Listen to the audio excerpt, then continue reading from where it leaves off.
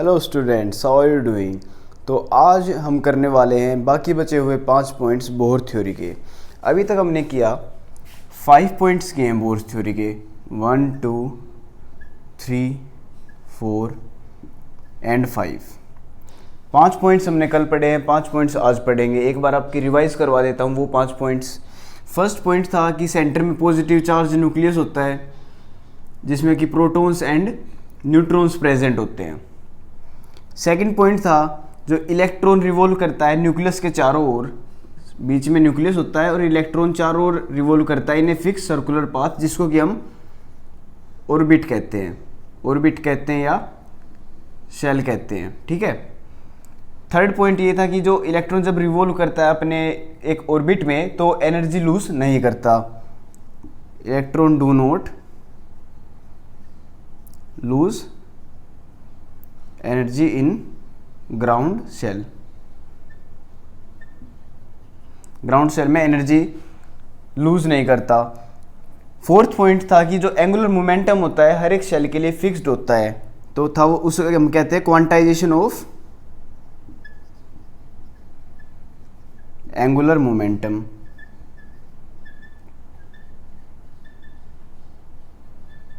और फिफ्थ हमने पढ़ा था कि इलेक्ट्रॉन की एनर्जी भी एक सेल में फिक्स होती है और उसके निकालने के बहुत सारे फॉर्मूले पढ़े हमने। तो फिफ्थ पॉइंट था एनर्जी का बोर्स थ्योरी के। ये 5 पॉइंट्स हमने पढ़ लिए हैं, 5 पॉइंट्स आज हम पढ़ेंगे और बोर्स थ्योरी को फिनिश करेंगे। तो आज का हमारा मेन गोल है कि बोर्स थ्योरी को ख़त्म करना है और उसके ड्रॉबैक्स भी पढ़ने हैं, ठीक है। तो चलो without wasting any time start करते हैं बोर्स थ्योरी का 6th पॉइंट। तो हेडिंग डालें 6th point, to determine the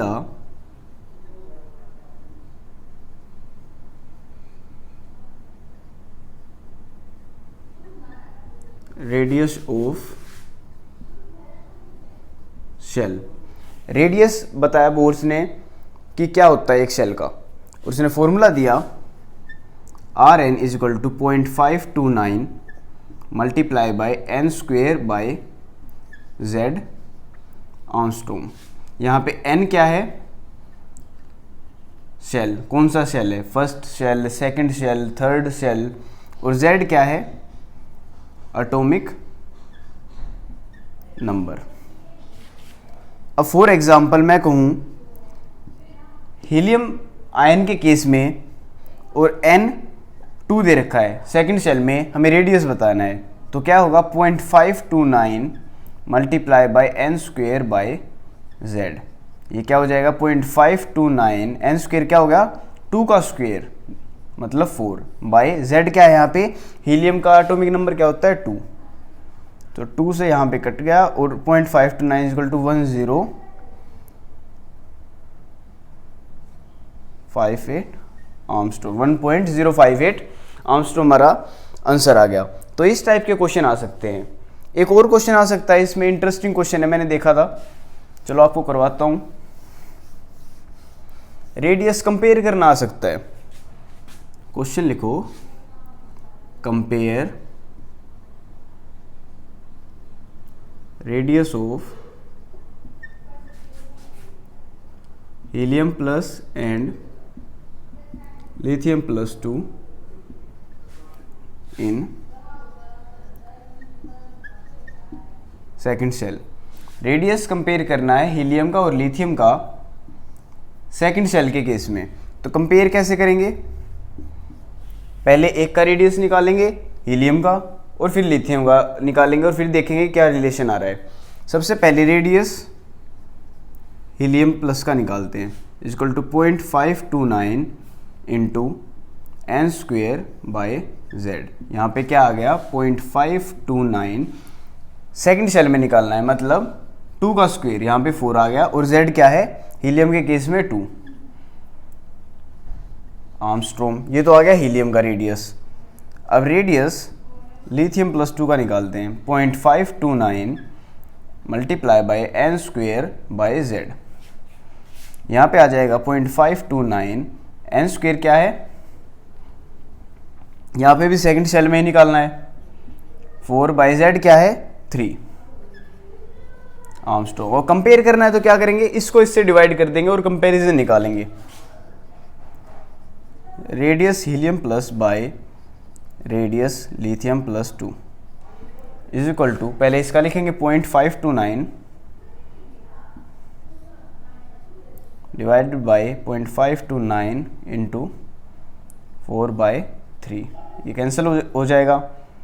और ये जब ऊपर जाता है तो 3/2 आ जाएगा इज इक्वल टू 1.5। तो फाइनली आंसर क्या आ गया, radius of helium plus is equal to 1.5 times radius of lithium plus 2। तो ये आ गया आंसर, कंपैरिजन कर दिया हमने, जो हीलियम का रेडियस होगा 1.5 टाइम्स होगा लिथियम के रेडियस से। तो चलो बढ़ते हैं नेक्स्ट पॉइंट पे, 7th पॉइंट बोर्स थ्योरी का।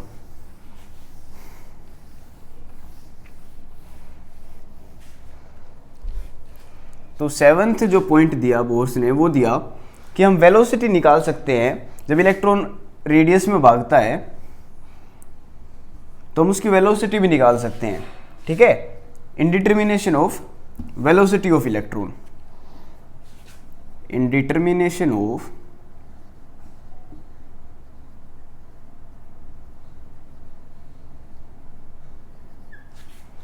Velocity electron in a given shell. एक शेल में हम बता सकते हैं कि वेलोसिटी कितनी होगी, और वेलोसिटी का फॉर्मूला उसने दिया Vn, मतलब उस शेल में जब बात होगी 2.188 into 10⁸ multiply by Z by n centimetre पर सेकंड। ये यूनिट याद रखना कि किस यूनिट में आंसर आ रहा है हमारा। अब फॉर एग्जांपल हीलियम प्लस के केस में और N2 दे रखा है, तो वेलोसिटी क्या होगी 2.188 multiply by 10⁸ multiply by Z क्या होता है, atomic number. Atomic number helium का क्या होगा 2 डिवाइडेड बाई N क्या दे रखा है, शेल। शेल कौन सा है 2, 2 से 2 कैंसिल हो गया, इसका आंसर आ जाएगा 2.188 मल्टीप्लाई बाई 10⁸ सेंटीमीटर पर सेकेंड। तो इस टाइप के क्वेश्चन आपके आ सकते हैं। तो चलो बढ़ते हैं नेक्स्ट पॉइंट पे, 8th पॉइंट पे।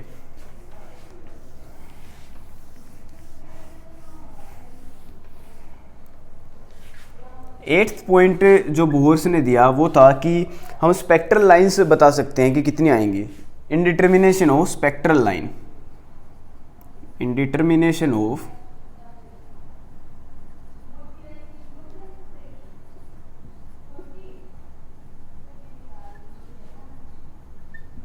अब 2 केस दिए उसने। फर्स्ट केस उसने दिया when electron jumps from nth shell to ground shell.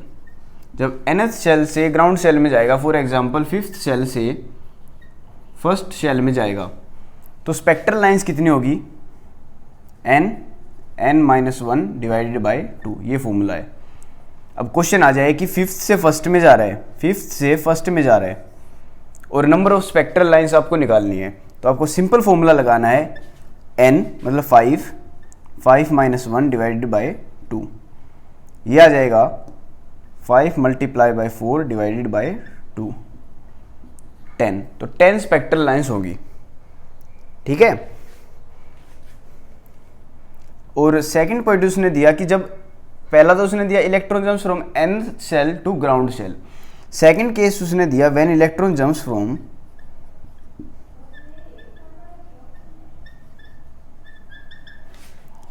n2 to n1। अब अलग अलग दे रखे हैं, फॉर एग्जांपल 6th से 3rd शेल में जंप किया इलेक्ट्रॉन, तो नंबर ऑफ स्पेक्ट्रल लाइंस निकालो। तो इसका फॉर्मूला उसने दिया n2 माइनस n1 और n2 minus n1 plus 1 divided by 2। तो इसमें पुट करेंगे, n2 हो गया यहाँ पे 6 minus 3, n2 minus n1 6 minus 3 plus 1 divided by 2। तो ये आ जाएगा 3, 6 माइनस 3 3 प्लस 1 4 डिवाइडेड बाय 2 6, तो 6 स्पेक्ट्रल लाइंस आ जाएंगी। तो दो फॉर्मूले आपको याद रखने हैं, n(n-1/2) जब दिया गया कोई इलेक्ट्रॉन जंप कर रहा है nth शेल से ग्राउंड शेल में, और सेकंड फॉर्मूला है n2-n1 और n2-n1 + 1 डिवाइडेड बाय 2। ये वाला फॉर्मूला जब n2 से n1 में जंप कर रहा है, ठीक है। तो ये दो फॉर्मूले याद रखें इन डिटर्मिनेशन ऑफ स्पेक्ट्रल लाइंस। चलो बढ़ते हैं नेक्स्ट पॉइंट पे, 9th पॉइंट पे।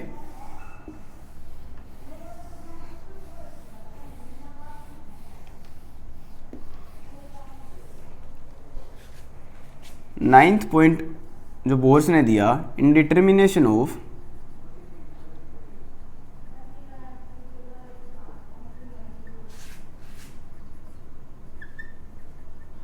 waves associated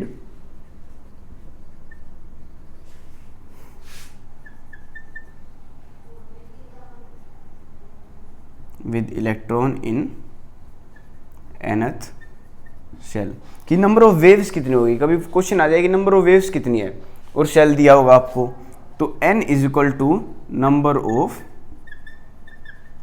वेव्स, बिल्कुल डायरेक्ट फॉर्मूला है। जो भी शेल होगा, मान लो सेकंड शेल में पूछ रखा है कि कितनी नंबर ऑफ वेव्स आएंगी, तो सीधा आंसर है 2। थर्ड शेल में पूछ रखा है नंबर ऑफ वेव्स कितनी होंगी, 3। फोर्थ शेल में पूछे नंबर ऑफ वेव्स कितनी होंगी, 4। बिल्कुल सिंपल है ये तो, ठीक है। तो बढ़ते हैं नेक्स्ट पॉइंट पे, लास्ट पॉइंट पे, जो कि है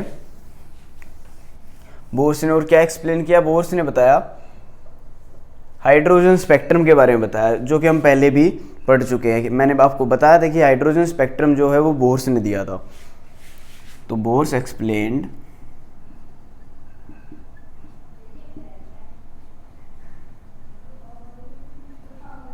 hydrogen spectrum.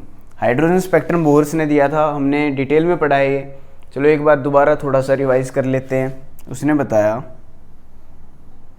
Lyman, Balmer, Paschen, Brackett, Pfund, Humphrey. आपको याद होंगी ये सारी की सारी जो मैंने आपको बताई थी स्पेक्ट्रल लाइंस। अब n1 = 1 2 3 4 5 6 7 हमने ऐसे बना दी। मैंने बता रखा है कि n1 जो होती है वो होती है फिक्स्ड हमेशा, और n2 होती है वो होती है n1 + x, मतलब n1 से ज़्यादा ही होगी n2 हमेशा। अब केस देखते हैं, मानो लाइमन, ये बाल्मर, ये पास्चन, ये ब्रैकेट, ये पीफंड, ये हम्फ्रे। तो लाइमन में जो होगा n1 फिक्स है। अब n2 देखो, अगर इलेक्ट्रॉन n2 में जाए वो दोबारा n1 में आ सकता है, 3 से 1 में आ सकता है, 4 से 1 में आ सकता है, 5 से 1 में आ सकता है, और 6 से भी 1 में आ सकता है। n1 तो इसका हो गया हमेशा 1, n2 हो गया 2 3 4 5 6, ठीक है। तो 1 से ज़्यादा ही होगा n2। बाल्मर में के केस में क्या होगा, n1 तो हो गया इसका 2, और n2 क्या होगा 2 + 1, 2 + 2 3 से आ सकता है, 4 से आ सकता है, 5 से आ सकता है, और 6 से आ सकता है। पास्चन के केस में क्या हो गया, n1 = 3 फिक्स। अब n2 क्या होगा, 4 हो सकता है, 5 हो सकता है, 6 हो सकता है। ऐसे ही ब्रैकेट में, ऐसे ही पीफंड में, और ऐसे ही हम्फ्रे में। तो ये हमको आना चाहिए कि हाइड्रोजन स्पेक्ट्रम बोर्स ने एक्सप्लेन किया था, और इससे हमें रीडबर्ग फॉर्मूला निकालना भी हमें आया था, ठीक है। तो अब देखते हैं बोर्स थ्योरी के कुछ ड्रॉबैक्स। कितनी भी अच्छी थ्योरी बना लो, कुछ ना कुछ ड्रॉबैक्स तो रह ही जाते हैं। वैसा ही है, कितना भी तैयारी कर लो, 1-2 मार्क्स का तो गलत हो ही जाता है। तो 100% तैयारी हमको करनी चाहिए जब भी हम किसी चीज़ की प्रिपरेशन करें। तो back to the point, Bohr's theory की कुछ लिमिटेशन रही, ड्रॉबैक्स रहे। तो लिखते हैं drawbacks of Bohr's theory.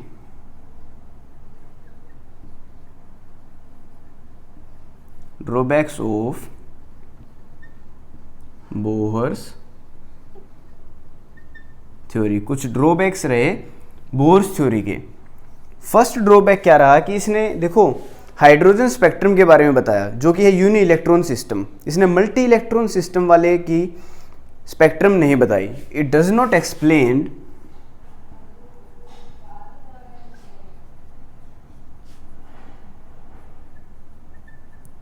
Spectrum of multi electron system.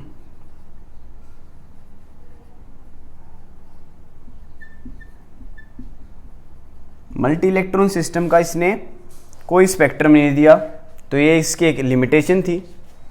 Second limitation थी it does not explain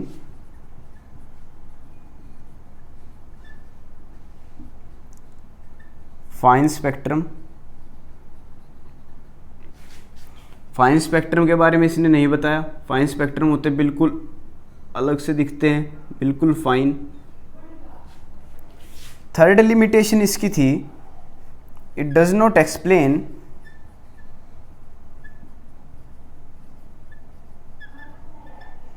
splitting of light. It does not explain splitting of spectral line in external electric field, जिसको कि हम क्या कहते हैं स्टार्क इफेक्ट। कि जब electric field लगता है तो स्पेक्ट्रल लाइंस जो होती है ना वो स्प्लिट हो जाती हैं। इसको हम स्टार्क इफेक्ट कहते हैं। बोर्स ने ये एक्सप्लेन नहीं किया। फोर्थ लिमिटेशन जो इसकी रही थी it does not explain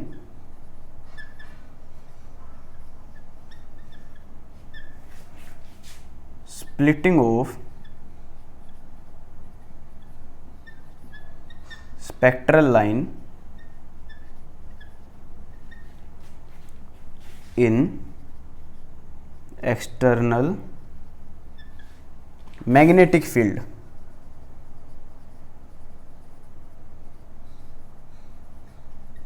called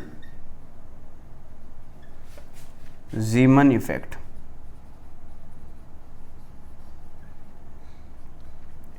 जब मैग्नेटिक फील्ड लगेगा जब भी स्पेक्ट्रल लाइंस क्या होंगी स्प्लिट हो जाएंगी, उसको जीमन इफेक्ट कहते हैं। इसको भी बोर्स ने एक्सप्लेन नहीं किया। फिफ्थ जो ड्रॉबैक रहा बोर का, बोर ने ये नहीं बताया कि एटम्स जो होते हैं वो मॉलिक्यूल क्यों बनाते हैं कंबाइन करके। अगला चैप्टर है, अगले से अगला चैप्टर आपका केमिकल बॉन्डिंग, उसमें आप पढ़ोगे कि मॉलिक्यूल्स क्यों बनते हैं। ठीक है, तो बोर्स ने एक्सप्लेन नहीं किया। इट डज नॉट एक्सप्लेन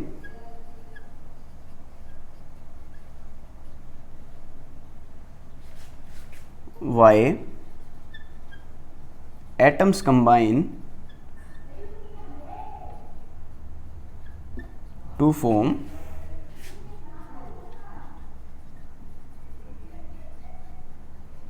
अब देखो हमारे लाइफ टू लाइफ में या नॉर्मली आप देखेंगे कि एटम एग्जिस्ट नहीं करते, मॉलिक्यूल से एग्जिस्ट करते हैं।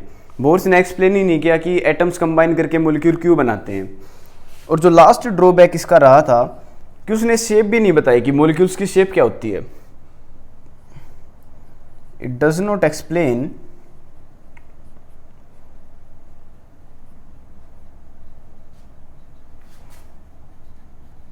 शेप्स ऑफ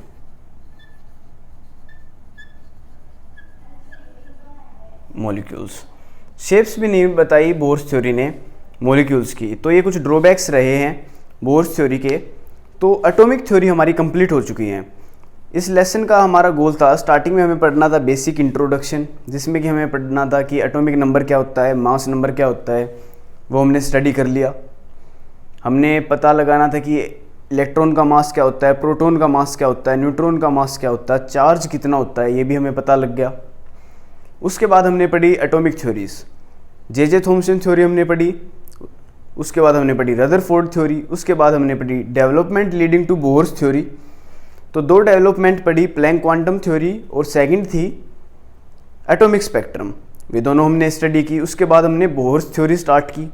5 पॉइंट्स हमने कल पढ़े थे, 5 पॉइंट्स हमने आज पढ़े, और उसके बाद हमने पढ़े ये ड्रॉबैक्स बोहर्स थ्योरी के। तो यहाँ तक हमारा चैप्टर कंप्लीट हो चुका है।